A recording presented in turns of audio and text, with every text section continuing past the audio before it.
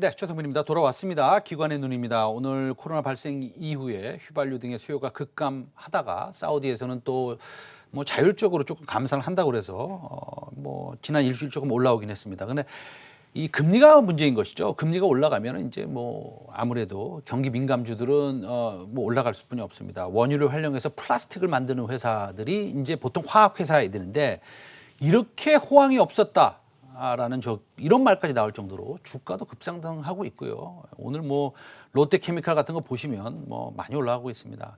그런데 우리가 지금 투자할 만한지, 그리고 지금 그런 경기 민감주, 화학주, 정유주들을 가지고 계신 분들이 오늘 팔아야 되는 건지 아니면 조금 더 들고 가도 되는 건지 오늘 자세히 알아보겠습니다. 어느 분 모셨냐면 유명한 분 모셨습니다. 하나금융투자의 윤재성 수석연구위원 모셨습니다. 스튜디오 나와 계시고요. 네, 안녕하십니까? 네, 안녕하세요. 네, 나와주셔서 감사하고요.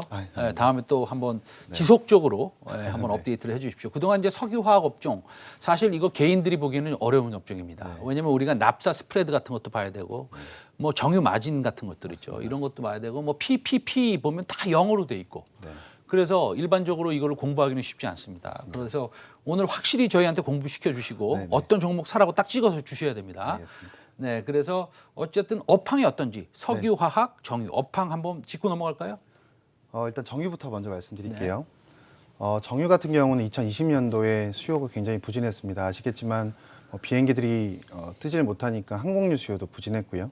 락다운 때문에 휘발유 수요까지도 부진했던 상황이었습니다. 그러다 보니까 이 정유사들이 돈을 버는 지표가 정제마진이라는 건데 정제마진이 마이너스까지 갔다 올 정도였고요. 그러면서 사실 실적도 굉장히 부진했었습니다. 근데 최근에 보면 경기 개선 기대감들이 나타나기 시작을 했고요. 그러면서 유가도 조금씩 올라가고 있고 휘발유나 등경유 수요들도 조금씩 회복되는 모습이 나타나고 있다고 보시면 됩니다. 석유화학 같은 경우는 정유랑 완전 정반대 상황이었고요. 석유화학 같은 경우는 저희 일상에서 쓰는 모든 가전제품이라든지 플라스틱 관련된 제품들이 다 석유화학을 가지고 만들어지는데 작년에 사실은 석유화학 쪽은 코로나 덕분에 수혜를 많이 봤습니다. 예를 들면 손세정제 같은 경우도 저희 화학 제품으로 만들어지고요. 네. 그다음에 가전제품들 아마 집안에 계시면서 많이 쓰셨을 텐데 가전제품의 원재료도 다 석유화학 제품이고 그리고 리모델링도 많이 하셨다고 하시더라고요. 미국 쪽의 하우징 수요가 굉장히 좋았던 것 같은데 관련된 화학 제품 수요도 굉장히 좋았었습니다. 그래서 결론적으로 석유화학 쪽은 작년에 코로나 덕분에 의외의 수요 개선 효과가 있었고요. 그래서 지금 현재 시황 자체가 매우 좋은 상황이라고 보시면 됩니다. 알겠습니다. 그건 석유화학 너무 좋다라는 건데.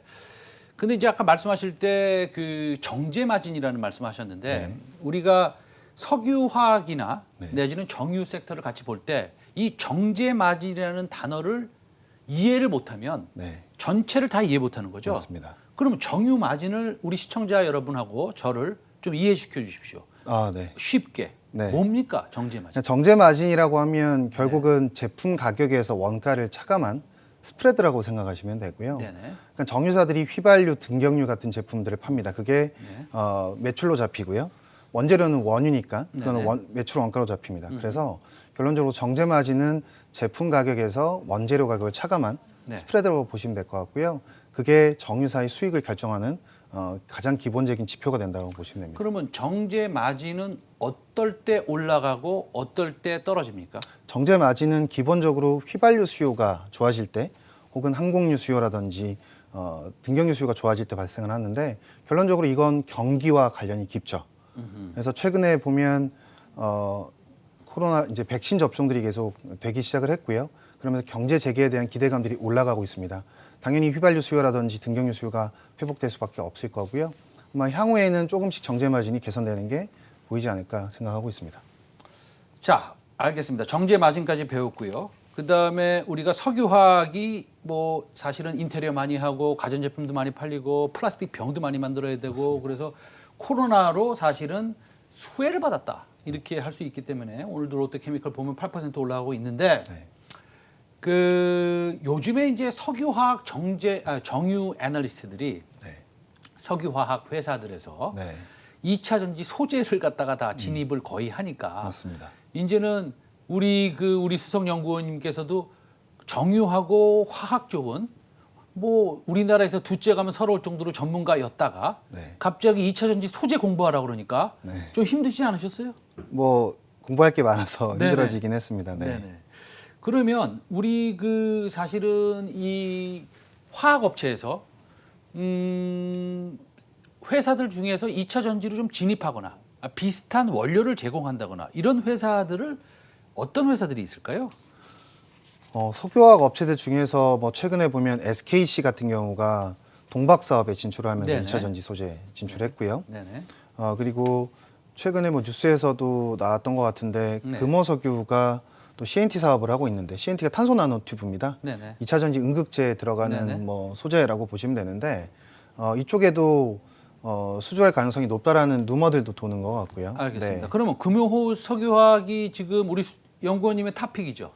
네, 맞습니다. 탑픽 중에 하나죠. 탑픽 중에 하나라고 그러면 보시면 됩니다. 금호석유화학 가지고 좀 얘기를 나누고 싶은데 금호석유화학이 CNT, 맞습니다. 카본 나노튜브, 네. 그러니까 나노 신소재에서 하는. 네.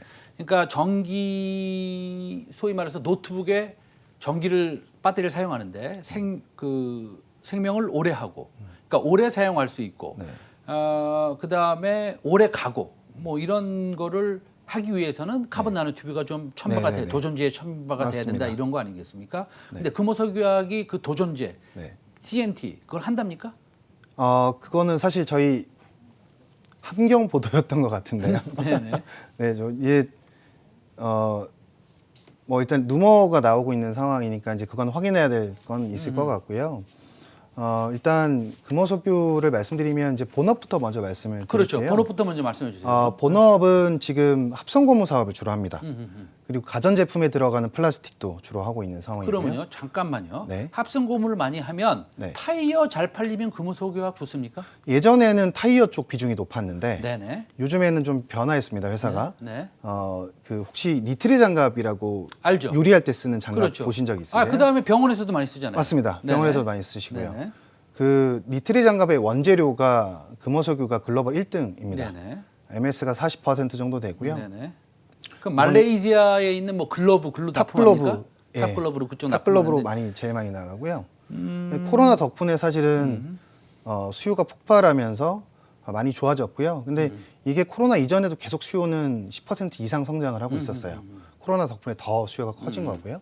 그래서 코로나가 끝나더라도 종식이 되더라도 이 사람들의 의식이 변할 거기 때문에 수요는 꾸준히 늘어날 수밖에 없을 것 같고요. 그러면서 이 금호석유의 수혜는 지속될 수밖에 없다라고 생각하고 있습니다. 그래서 여기서 지금 거의 역대급 이익을 내고 있는 상황이고요.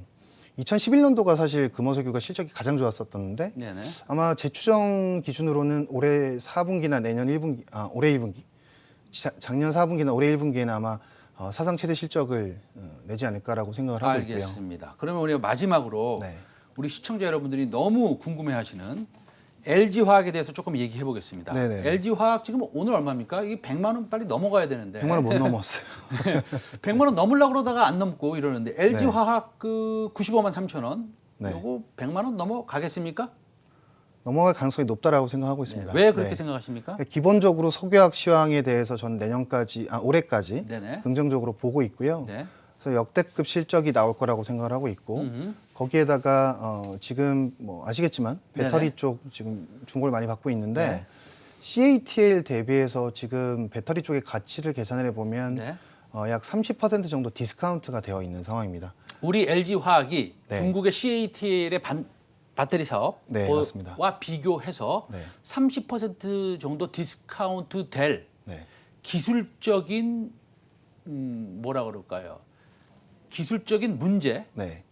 있습니까? 기술적인 문제는 없어 보이고요. 없고. 예. 지금 CATL의 이익률을 보면 뭐 분기당 거의 10% 영업이익률이 나오거든요. 네네. 근데 LG화학 같은 경우는 2024년도에 회사 측에서 이제 하이 싱글 정도의 영업이익률을 목표를 하고 있습니다. 그러니까 예. 아직까지 이익률이 CATL 대비해서 미치지 못하기 때문에 디스카운트가 되어 있는 왜 거고. 그렇다고 생각하세요? 아무래도 중국 내에서 보조금 지급이라든지 투자할 때 투자세액 공제해 주는 부분이라든지 아하. 이런 것들 때문에 네네. CATL이 상대적으로 이익률이 지금은 많이 나올 수밖에 네. 없고요. 중장기적으로는 이런 이익률 차이가 좁혀질 거라고 보고 있고 이게 밸류에이션 디스카운트도 해소되는 방향으로 간다라고 보고 있습니다. 알겠습니다. 오늘 그 LG화학까지 들어봤는데요. 지금 한 4% 빠지고 있지만 우리 그 윤재성 그 하나금융투자의 수석연구원은 100만 원 이상 넘어갈 것이다.